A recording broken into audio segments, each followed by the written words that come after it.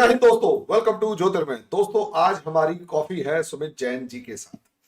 Sumit Jain ji coffee पीते पीते हमारे को बैरोमीटर बताएंगे या फिर यूं कहें कि हालचाल बताएंगे चाइना का।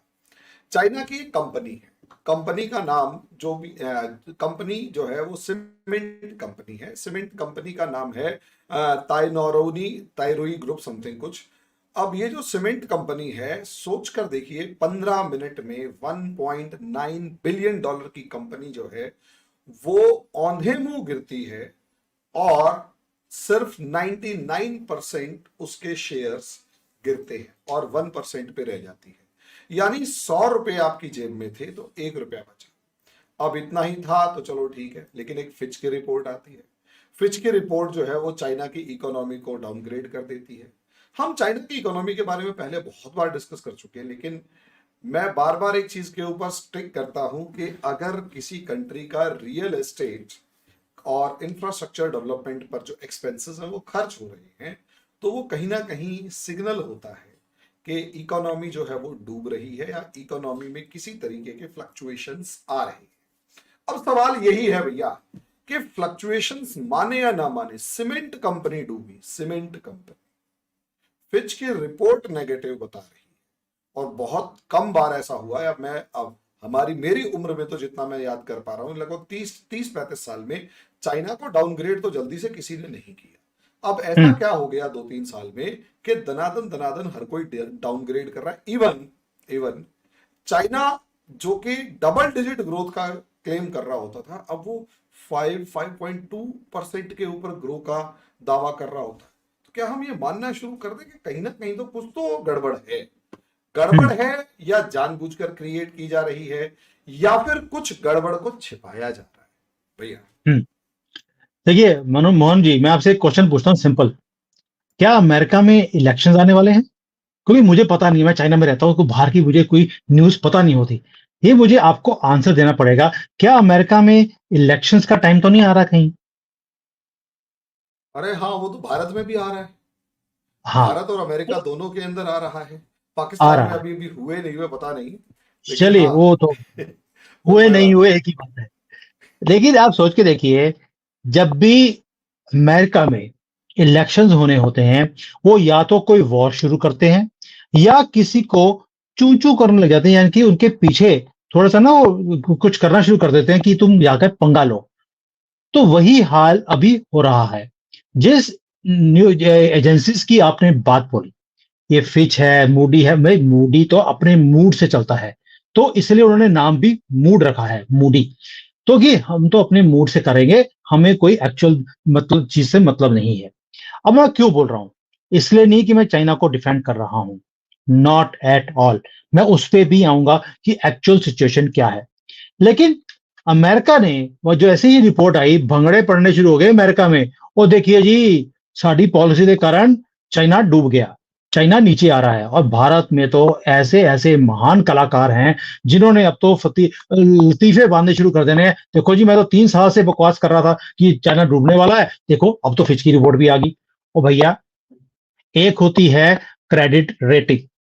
क्रेडिट रेटिंग आज भी चाइना की A+ है, A- नहीं करी है। उन्होंने सिर्फ ये बोला है कि जैसे अभी चीजें चल रही हैं, we foresee that there is a possibility कि कल को वहां पे दिक्कत आ सकती है। इसे डाउनग्रेड कर रहे हैं, किसको? Not rating. रेटिंग वहीं की वहीं है, सिर्फ प्रोस्पेक्ट फ्यूचर के लिए है। जो ग्रोथ है इसका, उसका हमें लगता है कि ये नेगेटिव हो सकता है। हो सकता है और हो गई में दोनों में फर्क है, ये लोगों को समझ नहीं आती है। पहली बात ये। अब ये क्यों किया गया? इलेक्शन के टाइम पर ही क्यों होता है? क्या भारत में जब इलेक्शंस होते हैं तो माइनॉरिटीज के साथ गलत काम हो रहे हैं? कंजरवाल को अंदर कर दिया, ये गलत कर दिया। कांग्रेस के पैसे फ्रीज कर दिए, जो कि 4 साल से इनकम टैक्स के पैसे नहीं दे रहे थे, तो वो अकाउंट फ्रीज हुआ है। तो भी अमेरिका के पेट में दर्द क्यों हो रहा है? केजरीवाल शराब घोटाले में अंदर हुआ है तो अमेरिका को दिक्कत आनी शुरू हो जाती है। लेकिन अगर 24 के इलेक्शन हो गए होते, उसके बाद ही अंदर जाते, तो कोई नहीं बोलता। यही काम हो रहा है क्योंकि आज की डेट में अमेरिका चाइना को नंबर 1 एनिमी मानता है, रशिया को अपना नंबर 1 एनिमी नहीं मानता। अब चाइना इनका नंबर 1 एनिमी हो गया, क्योंकि वो आंख में आंख डाल के बात करता है चाइना इनके साथ।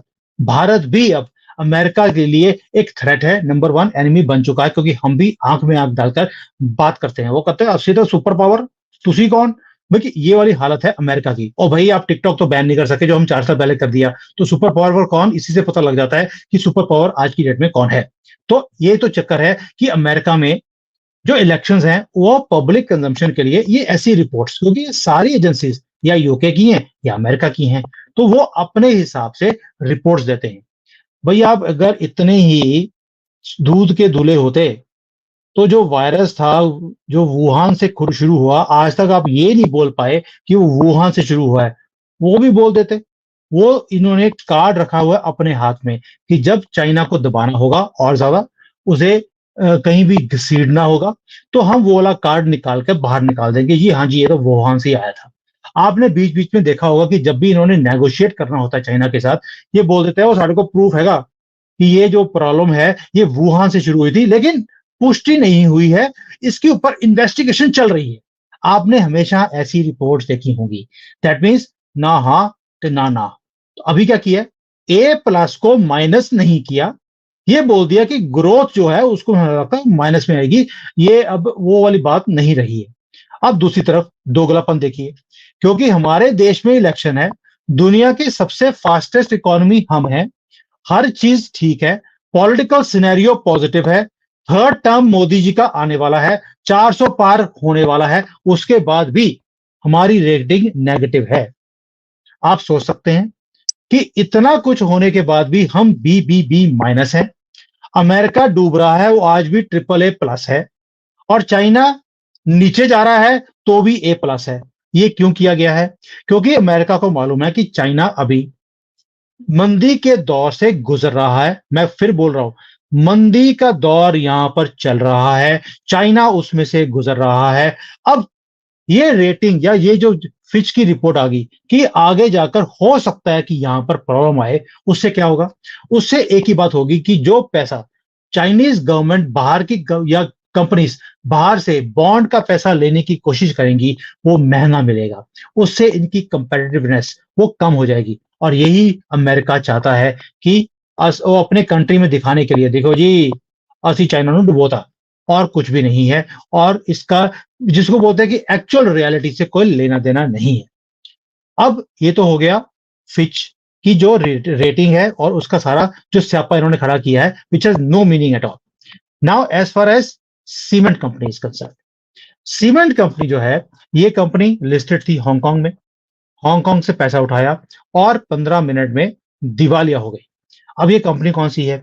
ये बहुत बड़ी सीमेंट की कंपनी थी, और सीमेंट की कंपनी सेंट्रल चाइना में और नॉर्थ चाइना में, ये बहुत इसका दबदबा था सीमेंट सप्लाई करने का।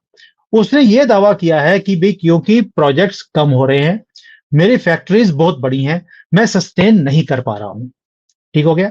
अब मेरा सिंपल क्वेश्चन आपसे है, क्या भारत में बड़े बड़ी कोई कंपनियां कभी आपके दिमाग में हो, कभी डूबी नहीं? Simple question. सत्यम जैसी कंपनी डूब रही थी, बचानी पड़ गई थी। बतानी पड़ गई थी। भाई नीरव मोदी बहुत बड़ा हाँ नाम था, हाँ, नीरव मोदी, खत्म हो गया। किंगफिशर वगैरह सारी कंपनी किंग डूब गई। फिशर हो गया, वो डूब गया। ओ भाई बाकी छोड़ो, रिलायंस का अनिल अंबानी रात को किंग था, सुबह भिखारी हो गया। अब मुझे इन सभी जो मैटर्स हैं, इसके अंदर कॉमन फैक्टर क्या था? कॉमन फैक्टर था मिसमैनेजमेंट ऑफ फंड्स। भाई किंग यस। फिशर वाले के शौक ही ऐसे थे कि जो हर एक आदमी चाहता है लेकिन अफोर्ड नहीं कर पाता। नीरव मोदी भी उसी कैटेगरी को बिलोंग करता था। अनिल अंबानी भी टीना अंबानी के पीछे लगकर जो उल्टे सीधे काम करता था, हम सबको मालूम है।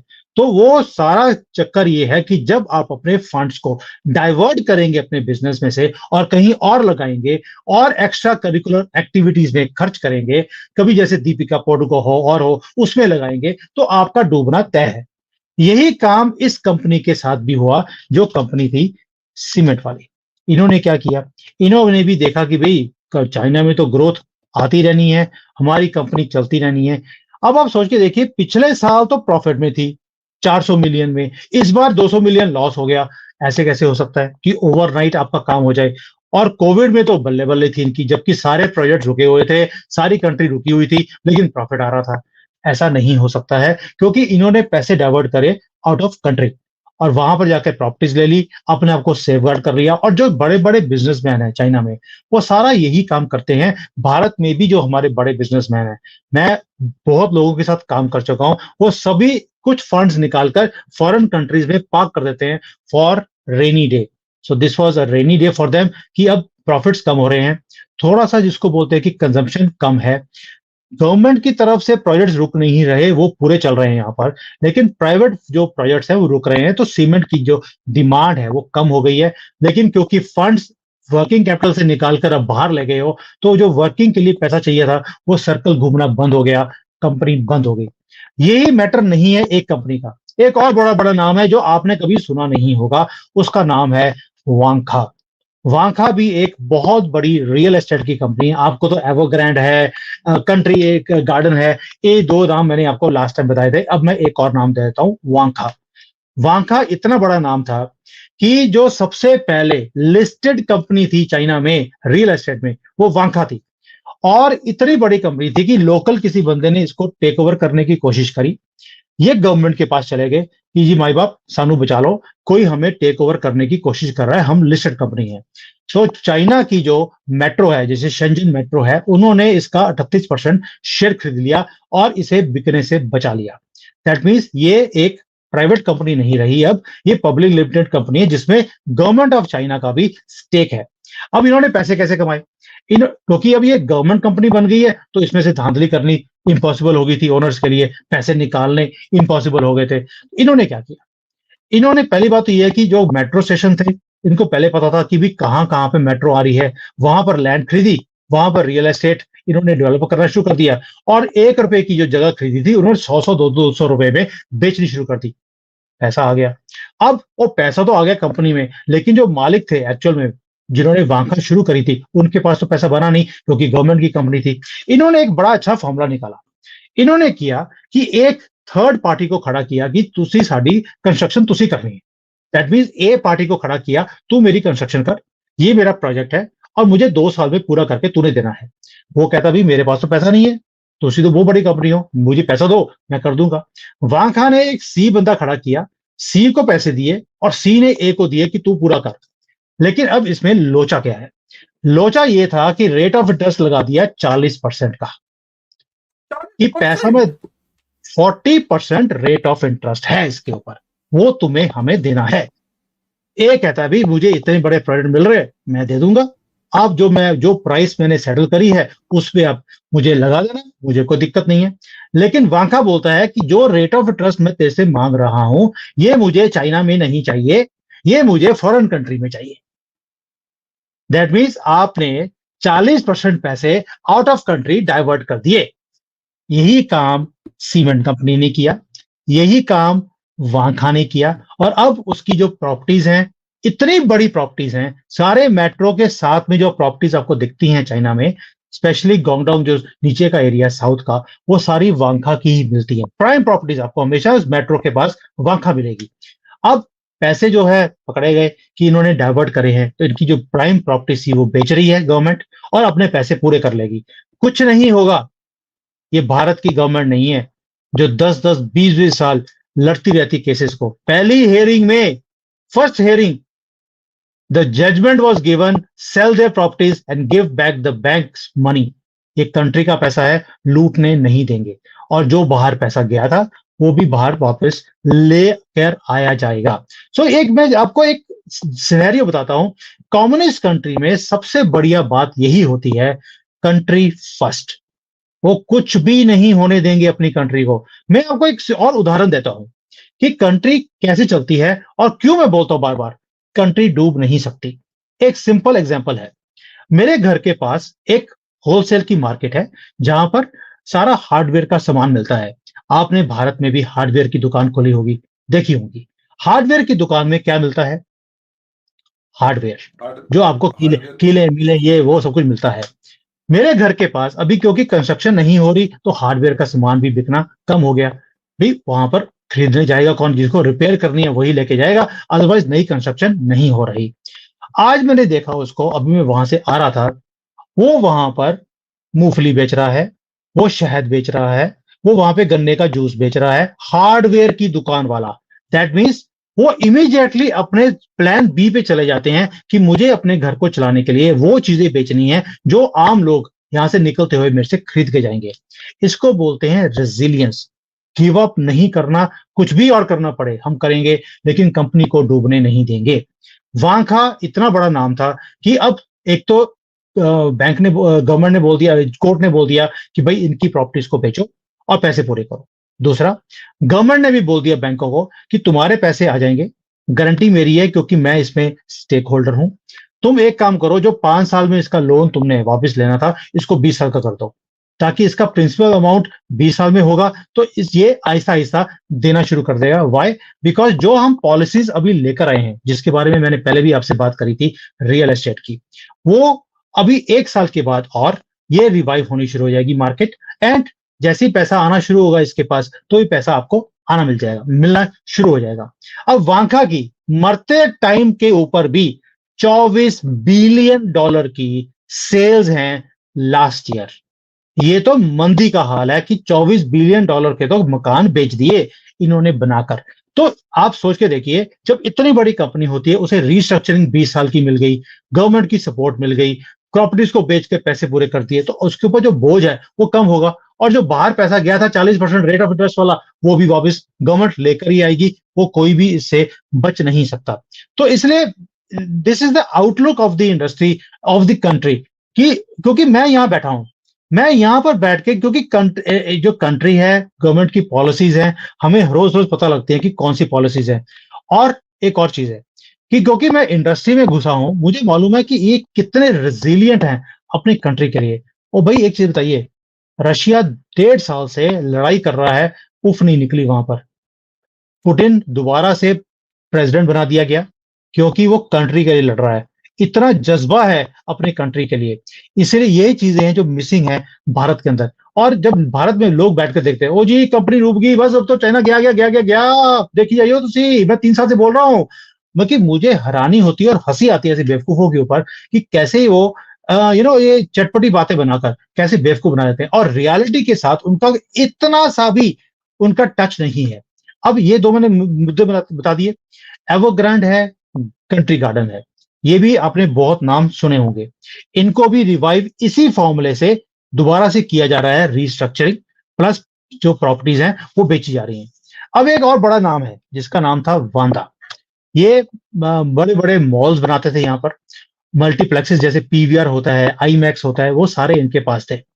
इन्होंने भी अपने आप को लिस्टिंग कराने की कोशिश करी, नहीं कर पाए, तो पैसे का सर्कल कहीं ना कहीं रुक गया। क्योंकि जब आप बड़े आईपीओ में आते हैं, और आईपीओ भी यहाँ पर छोटे मोटे नहीं होते, 10 बिलियन 20 बिलियन डॉलर के साइज के आईपीओ होते हैं, इससे कम ये लेकर ही नहीं आते।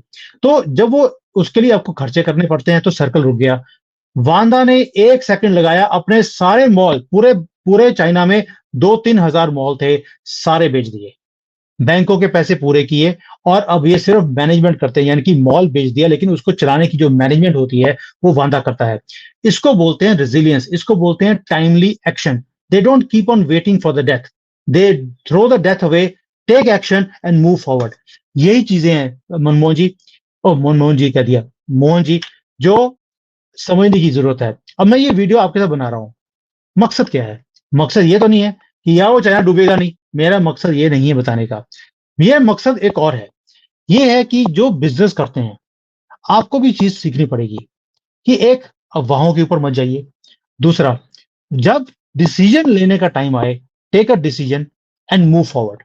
Lastly, please don't divert money from your business. बहुत लोग हैं भारत के अंदर भी, वो बिजनेस चलाते हैं, जैसे ही थोड़ा सा बिजनेस चलना शुरू होगा या एक लोन पास हो जाएगा, सबसे पहले क्या करेंगे, एक गाड़ी ले लेंगे और अपने घर की मुरम्मत करानी शुरू कर देंगे। वो भैया वो पैसा तुम्हारे बिजनेस के लिए मिला है। मैंने इतनी कंसल्टिंग करी है लाइफ में, आप इमेजिन नहीं कर सकते। और मैंने हमेशा ही लोगों को डूबते देखा है यही चीजों के कारण। और बड़े बड़े नाम, किंगफिशर, नीरव मोदी, अनिल अंबानी, ये डूब गए। तो आप समझ सकते हैं कि यहां पर जो ये लोग डूबे हैं, वो क्यों डूबे हैं? इसलिए नहीं डूबे कि कंट्री डूब रही है, वो इसलिए डूबे क्योंकि अपनी हरकतें ही ठीक नहीं थी। And as far as Fitch is concern and Moody's, मैंने बता दिया उनका मूड आजकल ठीक नहीं है। उन्हें बोला गया है अपने मूड को थोड़ा सा टेढ़ा कर लो, मुंह को भी और मूड को भी, क्योंकि इलेक्शन पास में है। तो भैया जिस तरीके से आपने रियलिटी बता दी, that is totally different from the reality which is, मतलब वो ऐसी रियलिटी बता दी जो यहाँ जो प्रोजेक्ट की जा रही है उससे टोटली डिफरेंट है। और लिटरली वो टोटली डिफरेंट है, ये मैं कहूंगा। कारण उसका ये क्योंकि यहाँ तो प्रोजेक्ट इस तरीके से किया जा रहा है, आप बिल्कुल सही कह रहे हो। और ये डूब गया डूब गया डूब गया, 3 साल में डूब गया, 2 साल में डूब गया, ठीक है। और डूब गया, बस कल डूब गया और आज डूब गया। खैर मैं उस सर चीज के उसका, ऊपर, हाँ हाँ मोहन जी, उसका रीजन है क्योंकि आपने देखा होगा श्रीलंका के अंदर भी वो डूब गई थी कंट्री, दे हाँ। डिफॉल्टेड। लेकिन कोई भी बात भारत में नहीं हुई कि भी श्रीलंका टूट जाएगा, ये डूब जाएगा, ये बिक जाएगा, किसी ने बात नहीं करी। लेकिन अब रोज कुछ लोग ऐसे महानुभाव हैं, वो हमेशा चाइना के बारे में और पाकिस्तान के बारे में हर रोज बोलते हैं ये टुकड़े हो जाएंगे, चाइना के 10 टुकड़े, पाकिस्तान के 4 टुकड़े, और सानूताजी पीओके और ये लद्दाख का एरिया ये हमें अपने आप ही मिल जाए। ये आप 3-4 सालों से सुन रहे होगे लगातार। अब ये बोलते क्यों है? पब्लिक कंजम्पशन के लिए। हमारे भारत में लोग बहुत पसंद करते हैं जब ऐसी बातें बोली जाती हैं, और उन्हें चाइना एक्सपर्ट के नाम से बुलाया जाता है। और पाकिस्तान एक्सपर्ट तो वो बचपन से, क्या जन्म से पहले ही बन गए थे। तो ये हालत है क्योंकि पब्लिक कंजम्पशन है, व्यूज मिलते हैं जब ऐसी बातें बोली जाती हैं। इसको बोलते हैं मनमोहन वाली खबरें, चंडू कला की खबरें होती है ना, ये वो वाली खबरें हैं, और लोग बहुत चटकरे लगाकर उन्हें सुनते भी हैं और मजे भी लेते हैं। ये सिर्फ उसी चीज के लिए है, रियलिटी से इसका मतलब नहीं है, क्योंकि उन्होंने कभी ना तो किसी इंडस्ट्री में काम किया। भाई झाड़ू पोछा लगाने वाले लोग हैं, मुझे तो शक्ल से दिखता है वो। और उन्होंने कभी कोई काम नहीं किया और आके बड़ी बड़ी हाकेंगे। इनको इकोनॉमी का ये नहीं पता कि ई से शुरू होता है कि आई से शुरू होता है, वो वाले हाल है इनका लोगों का। तो मैं क्रिटिसाइज करने के लिए नहीं बोल रहा हूं, मैं इसलिए बोल रहा हूं क्योंकि जो भारत के लोग हैं, अभी भी मैं सोचता हूं इतने भोले हैं। कोई भी आकर बेवकूफ बनाता है इनको, ये बेवकूफ बनने के लिए रेडी रहते हैं। और मुझे इस बात का दुख भी होता है क्योंकि गोरों ने भी आकर हमें ऐसे ही बेवकूफ बनाया था और हम बेवकूफ बन गए थे। कांग्रेस आई, उन्होंने भी हमें 75 साल बेवकूफ बनाया, हम बेवकूफ बन गए। अब तो यार ग्रो करो, प्लीज ओपन योर आईज कि रियलिटी क्या है। यार भैया जिस तरीके से आपने समझाया, दैट इज टोटली अल्टीमेट। और अभी मेरे हिसाब से हम जिस सेशन की बात कर रहे थे उसमें आपने बता दिया कि हाँ कंपनियां हैं, डूबती रहती हैं, तैरती रहती हैं, लेकिन trillions of dollar, approximate 12 to 18 की कोई भी फिगर अगर हम बात करते हैं, 18 भी हो सकता है, 12 भी हो सकता है, कोई भी इस बीच की कोई भी फिगर की इकोनॉमी के ऊपर एक आधे बिलियन की कंपनी डूबने से या 2 बिलियन की कंपनी डूबने से इतना बुरा असर नहीं होता। हाँ थोड़ा बहुत है, रीस्ट्रक्चर हो रहा है, सिस्टम एस्टेब्लिश हो रहे हैं, वो मेरे हिसाब से उनको हैंडल कर लिया जाएगा। ठीक है ना भैया? भाई आप सोच के देखिए, 2014 में वी वर फ्रेजाइल 5, और हमें दुनिया ने डस्टबिन में फेंक दिया था कि there is no growth story of Bharat, Bharat का कुछ नहीं हो सकता। ये हुआ था हमारे साथ। आज उस बिल्कुल। फ्रेजाइल टाइम से हम कहां पहुंच गए हैं? Top 5 in the world, top 3 की तरफ चल रहे हैं। और दुनिया बोलती है कि अगर आपको अपना फ्यूचर देखना है तो भारत की तरफ देखिए। ये कौन बोल रहा है? वो आदमी जो यूएसए का एम्बेसडर भारत में बैठा हुआ है, वो ये बात बोल रहा है, जो कि सबसे बड़ा लिब्रांडो है, भारत के टुकड़े करने के लिए यहां बैठाया हुआ है। और वो उसकी तरफ से ये स्टेटमेंट आ रही है, if you want to see your future, look at Bharat.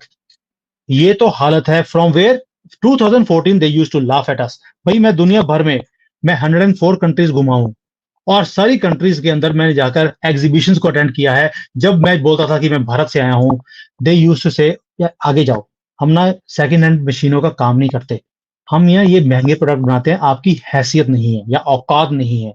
आज जब मैं एग्जीबिशंस में जाता हूं इंडिया से, please come, there is a red carpet treatment given to us. और वहां पे गोरा होता है, वो यतीमों की तरह खड़ा होता है, कोई पूछता नहीं है उनको। क्यों? इनको पता है कि इसकी औकात नहीं है, अब भारत की औकात है। ये मैं आपको एक्चुअल रियलिटी बता रहा हूं, जो मैं रोज देखता हूं, पहले के टाइम पर और अब के टाइम पर। और ये चीज हमारे भारत के लोगों को शायद अभी भी समझ नहीं आती। खैर इसी नोट के साथ भैया आज का डिस्कशन हम अच्छे अच्छे तरीके से खत्म कर रहे हैं। जो आपने बताया वो बॉटम लाइन है और कंक्लूडिंग लाइन इज अल्टीमेट। खैर अभी इस वीडियो को यहीं तक रखेंगे, अगले वीडियो में अगले टॉपिक पर डिस्कस करेंगे। तब तक के लिए धन्यवाद भैया, बहुत बहुत शुक्रिया, आपने इतना प्रीशियस टाइम और इतनी इंपॉर्टेंट बातें हमारे को समझाई। Thank you very much. Always a pleasure. जय हिंद। जय हिंद। जय Hind. Hi there. If you liked the video, please don't forget to smash the like button, subscribe to our channel, and activate the bell icon so that you receive all notifications whenever we upload a new video. Thanks for watching.